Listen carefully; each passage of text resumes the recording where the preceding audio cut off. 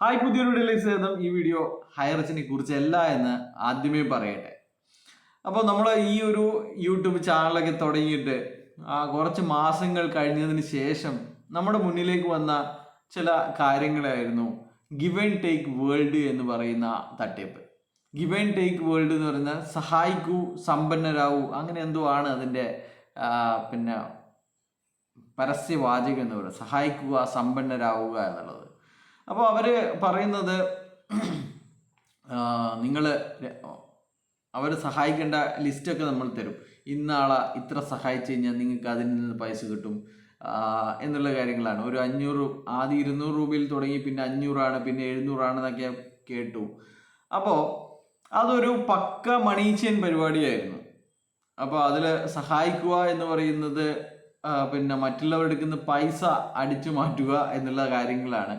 അപ്പോൾ അതിൽ പ്രത്യേകം കമ്പനി പറയുന്നത് നമ്മൾ ആരുടെയും ഫണ്ട് സ്വീകരിക്കുന്നില്ല.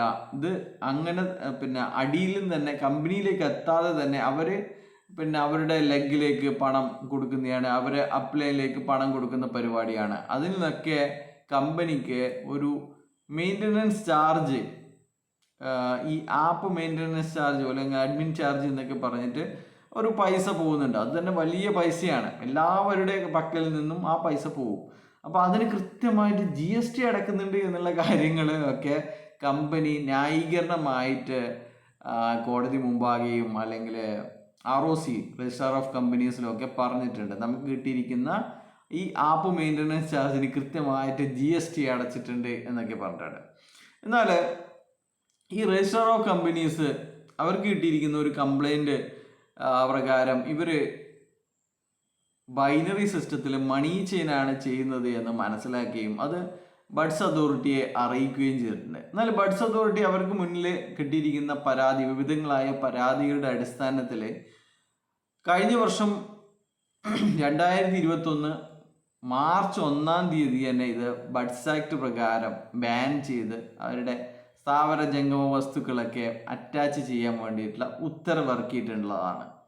അതിനുശേഷം തൃശ്ശൂർ ജില്ലാ കലക്ടർക്ക് ഇവരുടെ ആ ഒരു പ്രൊസീഡിങ്സ് 30 ദിവസത്തിനിടയ്ക്ക് കംപ്ലീറ്റ് ചെയ്യാൻ സാധിച്ചിട്ടില്ല എന്നുള്ളത് മറ്റൊരു യാഥാർത്ഥ്യമാണ്. ഈ ഒരു ഹൈറിച്ചിൻ്റെയൊക്കെ കേസ് വന്നതിന് ശേഷമാണ് ഇങ്ങനെ ഇത് ഇവരുടെ ആസ്തി വിവരങ്ങൾ പിന്നെ കലക്ടർ കോടതിയിൽ സമർപ്പിച്ചിട്ടില്ല, അതിൽ ഇവർ ഒത്തുകളി നടക്കുന്നു എന്നുള്ള കാര്യങ്ങളൊക്കെ അനിൽ അക്കരയെ പോലെയുള്ള ആൾക്കാർ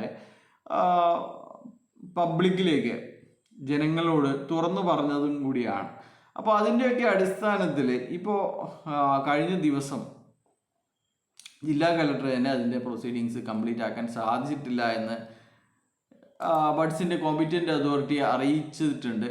അപ്പോൾ അവർ വലിയ രീതിയിലുള്ള ന്യായീകരണങ്ങളൊക്കെ പറയുന്നുണ്ട്. നമ്മൾ ഈ കമ്പനി എന്ന് പറയുന്നത് നമ്മൾ കുറേ മാർക്കറ്റിംഗ് ആണ് നമ്മുടെ മെയിനായിട്ടുള്ള പിന്നെ ബിസിനസ് എന്ന് പറയുന്നത് മാർക്കറ്റിംഗ് രീതിയാണ്. അത് മൊബൈൽ ആപ്ലിക്കേഷനിൽ അതുപോലെ തന്നെ വേരിയസ് ഗുഡ്സ് സപ്ലൈ ചെയ്യാനുള്ള കാര്യങ്ങളൊക്കെയാണെന്നാണ് പറയുന്നത്. ഇവരുടെ മെമ്മോറാണ്ടം ഓഫ് അസോസിയേഷനിൽ ഇവരിങ്ങനെയൊക്കെയാണ് ഇന്ന് കാര്യങ്ങളൊക്കെയാണ് ചെയ്യുന്നതൊക്കെയാണ്. Prashanth Panachikkal marketing private limited എന്നാണ്. പിന്നെ അത് ഗിവ് ആൻഡ് ടേക്ക് വേൾഡ് എന്നൊക്കെ പറഞ്ഞിട്ട് ഇവർ മാറ്റുകയാണ്. പ്രത്യേകം പറയേണ്ടത് ഈ ഒരു കമ്പനി എന്ന് പറയുന്നത് ഹൈറിച്ചിനെക്കാട്ടി പ്രായം കൂടുതലുള്ള കമ്പനിയാണ്. ഈ കമ്പനി ഇൻകോപ്പറേറ്റ് ചെയ്തത് തന്നെ 5/10/2016 എന്നാൽ നമുക്ക് കാണാൻ പറ്റും 2019 മാത്രമാണ് ഈ ഹൈറിച്ച് എന്ന കമ്പനി ഇൻകോപ്പറേറ്റ് ചെയ്തിരിക്കുന്നത്. ഇവർ മൊബൈലിലൂടെയൊക്കെ ചായപ്പൊടി വിൽപ്പന 2016 തന്നെ അല്ലെങ്കിൽ ഇവരുടെ ഈ റെഡീം കൂപ്പൺ പരിപാടിയൊക്കെ തുടങ്ങിയിട്ടുണ്ടെങ്കിലും അവരൊരു സർട്ടിഫിക്കറ്റ് കമ്പനി ആക്ട് പ്രകാരം അല്ലെങ്കിൽ ഇൻകോപ്പറേറ്റ് ചെയ്തിരിക്കുന്നത് 2019. എന്നാൽ ഈ പ്രശാന്ത് പനച്ചിക്കൽ എന്ന് പറയുന്നത് 2016 3 വർഷം മുമ്പേ തന്നെ തുടങ്ങിയ പരിപാടിയാണ്. അപ്പോൾ ഇവർ 10 ലക്ഷമോ 20 ലക്ഷമൊക്കെ കിട്ടിയ ആൾക്കാരൊക്കെ ഇവരുടെ വെബ്സൈറ്റിലൊക്കെ കാണിച്ചിട്ടുണ്ടായിരുന്നു. ഇങ്ങനെ ആൾക്കാരെ പറ്റിച്ച് ബൈനറി ചേർത്ത് ലക്ഷങ്ങൾ ഉണ്ടാക്കിയ ആൾക്കാരെയൊക്കെ ചേർത്തിട്ടുണ്ടായിരുന്നു. ചെറിയ പൈസയാണ് 520 അങ്ങനെ എന്തോ ഒരു പരിപാടി ഇവരുടെ ആദ്യത്തെ സ്കീമിലൊക്കെ ഉണ്ടായിരുന്നുള്ളൂ. അപ്പോൾ ഈ കമ്പനി രജിസ്റ്റർ ഓഫ് കമ്പനീസിൻ്റെ ഇടയ്ക്കും കുറേ ന്യായീകരണങ്ങളൊക്കെ പറയുന്നുണ്ട്. പിന്നെ നമ്മൾ ഫുൾ ടൈം GST അടച്ചിട്ടുണ്ട്, വിത്തൗട്ട് എനി ഡിഫാൾട്ട് വെച്ചിട്ട് GST അടച്ചിട്ടുണ്ട് എന്നൊക്കെ പറഞ്ഞിട്ടുണ്ട്. പക്ഷേങ്കിൽ അതൊന്നും ആൾക്കാരെടുക്കുന്ന പണം വാങ്ങിക്കൊണ്ട് പിന്നെ ഇവരുടെ അക്കൗണ്ടുകളൊക്കെ പരിശോധിച്ചപ്പോൾ ഇവർ ഡയറക്റ്റ് പേ ഔട്ട് നടത്തിയതായിട്ടുള്ള രേഖകളൊന്നും കണ്ടിട്ടില്ല എന്ന് ഈ ഒരു പിന്നെ ഉത്തരവിൽ പറയുന്നുണ്ട്. അതൊക്കെ ഉള്ളത് തന്നെയാണ്. ഇവരല്ല പൈസ കൊടുക്കുന്നത്. ഇവർ പറയും മറ്റേയാൾക്ക് പൈസ കൊടുക്കണം, ഇനി ഇയാൾക്കാണ് പൈസ കൊടുക്കേണ്ടതെന്ന് പറഞ്ഞിട്ട് അവർ തന്നെയാണ് ഡയറക്റ്റ് പൈസ അടയ്ക്കുന്നത്. അക്കൗണ്ട് ബാങ്കിൻ്റെ അല്ലെങ്കിൽ ഇവരുടെ കമ്പനിയുടെ പ്രശാന്ത് പഞ്ചിക്കൽ അല്ലെങ്കിൽ ഗിവ് ആൻഡ് ടേക്ക് വേൾഡിൻ്റെ അക്കൗണ്ടിലേക്ക് എത്തിയിട്ട് അവിടെ നിന്നതല്ല പൈസ പോകുന്നത്. നമ്മൾ പിന്നെ രണ്ടാളെ ചേർത്ത് കഴിഞ്ഞാൽ അവരുടെ പൈസ നേരെ മറ്റുള്ളവരുടെ ബാങ്ക് അക്കൗണ്ടിലേക്ക് പോവുകയാണ് ചെയ്യുന്നത്. അപ്പോൾ ഇതൊക്കെ ആണെങ്കിൽ കൂടി ഈ ഒരു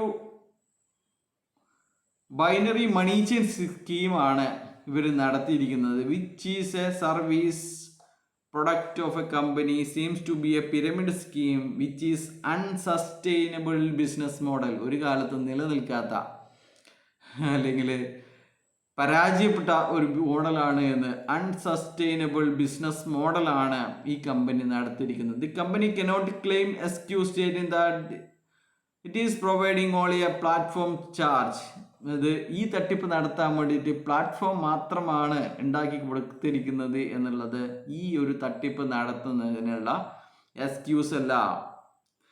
the company is actually canvassing the public to deposit money into the account of other individuals. മറ്റുള്ളവരുടെ അക്കൗണ്ടിലേക്ക് പണം നിക്ഷേപിക്കാൻ വേണ്ടിയിട്ട് അവർക്ക് പിന്നെ ഇവരുടെ ഹെൽപ്പ് ചെയ്യാൻ വേണ്ടിയിട്ട് കമ്പനി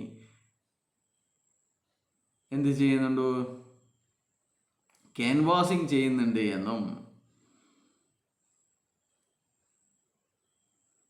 അതിനു വേണ്ടിയിട്ട് ഇവരുടെ അൽഗോരിതം സജ്ജമാക്കിയിട്ടുണ്ട് എന്നും other individuals through the algorithm developed for the website there is a possibility that public loses the money when addition of new member cease.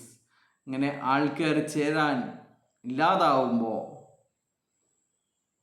അല്ലെങ്കിൽ ഇവരുടെ കണ്ണികൾ ബ്രേക്ക് ചെയ്യുമ്പോൾ